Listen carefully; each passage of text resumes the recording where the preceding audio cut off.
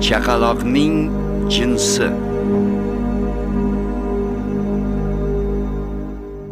Tug'ilajak chaqaloqning o'g'il yoki qiz bo'lishi nimaga bog'liqligini bilasizmi? Qur'on oyatlari chaqaloqning jinsi uning otasiga bog'liq bo'lishini bildirmoqda. Chaqaloqning jinsi erkakdan ona qorniga to'kiladigan suyuqlikka bog'liq bo'ladi.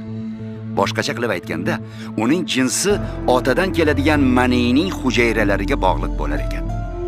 Ona organizmi tug'ilajak bolaning nasli aniqlanadigan jarayonda ishtirok etmaydi.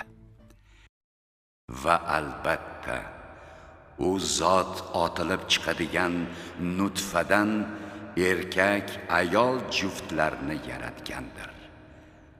Najm surasi 45-46 oyatlar. Axir u bachadonga to'kiladigan maniydan bir haqir nutfa emasmidi? So'ngra lahta qon bo'ldi. Bas Alloh uni yaratib, raso inson qildi. So'ng undan erkak va ayol juftlarni paydo qildi. Qiyomat surasi 37-39 oyatlar.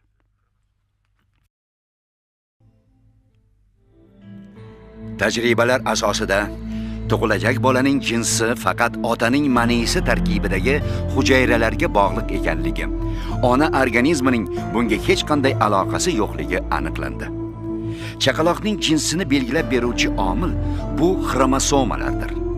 Bolaning o'g'il yoki qiz bo'lishi ota manisidan ona organizmiga X yoki Y xromosomalarining qaysi biri o'tishiga bog'liq bo'ladi.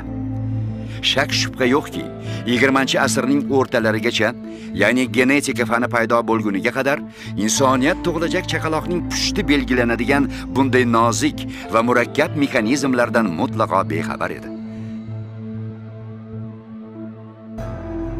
Qur'oni Karimda esa genetikaning fan sifatida paydo bo'lishi va gen tushunchasining fanga kirib kelishidan deyarli 13 asr avval bo'lajak farzandning o'g'il yoki qiz bo'lishi ona emas, balki aynan ota organizmiga, uning mani tarkibiga bog'liq bo'lishi ochiq-oydin bayon qilib berilgan.